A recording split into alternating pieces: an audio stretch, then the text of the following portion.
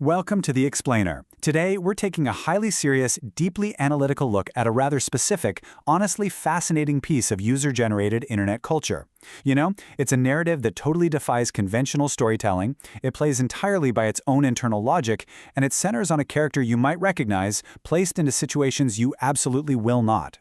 We're talking about a story of heroism, extremely accelerated romance, and the ultimate pursuit of parental validation. Okay, let's dive into this because, this chaotic, kind of contradictory sentence is literally the ultimate reward in our source materials universe. But how do we actually get here? How does a normal day escalate into being ungrounded for an infinity lifetime? Well, over the course of this explainer, we're going to break down the exact incredible steps that lead to this staggering moment of triumph. Section 1. A fateful park encounter. Let's set the scene, shall we? So our protagonist, Caillou, is just hanging out, waiting in the park. When the inciting incident happens, he hears someone dancing. He discovers Alexandria. And, this brilliantly illustrates the hyper-specific, kind of mundane details that anchor this wild story. We learn immediately that Alexandria is alone for the incredibly specific reason that her parents, and I quote, forgot to go to the bathroom. I couldn't believe it when I first noticed this detail. It's a genuinely fascinating narrative choice that it's within this extremely narrow window of opportunity that the entire trajectory of their lives changes forever. Which brings us to their very first exchange. Quote, excuse me, hello, you girl, hello, you boy, what's your name? I want you to really think about that for a second. This establishes the unique, wonderfully eccentric syntax and dialogue style that completely defines this entire interaction. It's direct, it's literal, and it strips away absolutely all conversational pleasantries to get right to the point. There's zero subtext here. Everything is laid bare from the very first syllable. Moving on to Section 2, the hero of Goanicity. Things are about to escalate. Instantly, Caillou identifies himself not just as some random boy in a park, but as a hero within a specific, implied universe known as Goanicity. In this world, Caillou operates alongside a superhero-like squad consisting of Dora, Little Bill, and Gina. He doesn't just introduce his name, right? He introduces his entire mythological resume to Alexandria, just to establish his worth. Now, what's really interesting here is the absurd contrast in this list of actual heroic deeds he uses to impress her. In the universe of Goanicity, the gravity of saving Gina from a bullying or righteously grounding Dora is treated with the exact same mythological weight as behaving at the mall with Santa Claus and passing a math test. In this lore, academic success and basic public decency are elevated to the literal equivalent of stopping a supervillain. It's wild. Section 3. A romantic proposition. If we map out the pacing of this interaction, it is absolutely staggering. Within mere minutes, we go from a completely random encounter in the park straight into the heavy Goanicity lore drop, directly into Caillou asking, "Do you want to be my girlfriend since I'm very pretty and cute for you?"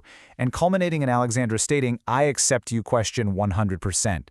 It is a true masterclass in compressed digital storytelling where conflict and hesitation just simply do not exist.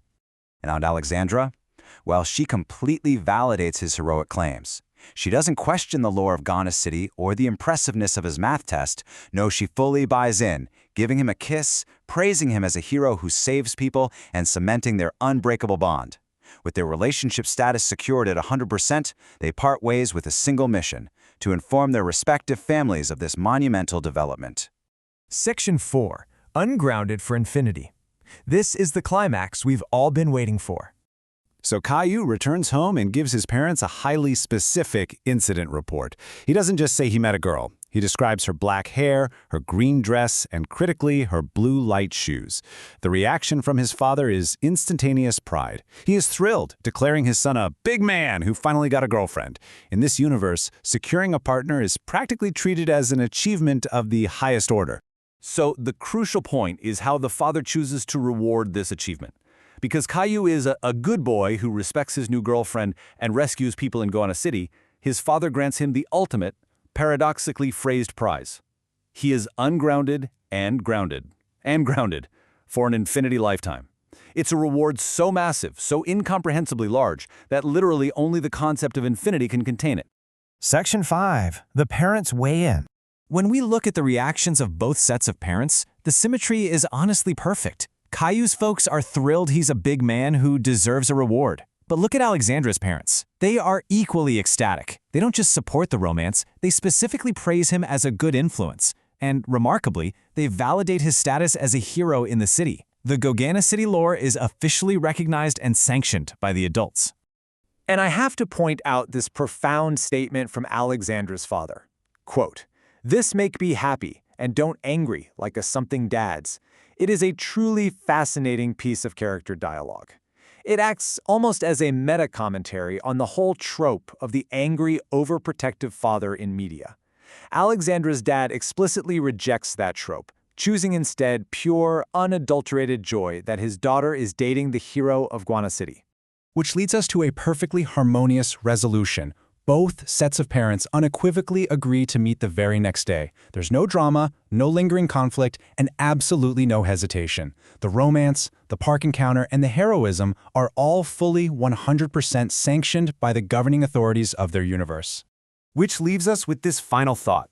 When we unpack these user-generated stories with their eccentric syntax and hyper-specific lore, we really have to ask ourselves, what does true heroism and ultimate parental validation actually look like in the digital age? I mean, this story shows us a universe where passing a math test and saving a friend hold the exact same weight, and where the ultimate prize is an eternity of freedom. It's a brilliant, bizarre testament to the sheer, unfiltered creative wildness of internet storytelling. Thank you so much for joining me on The Explainer. Keep analyzing, and I'll catch you next time.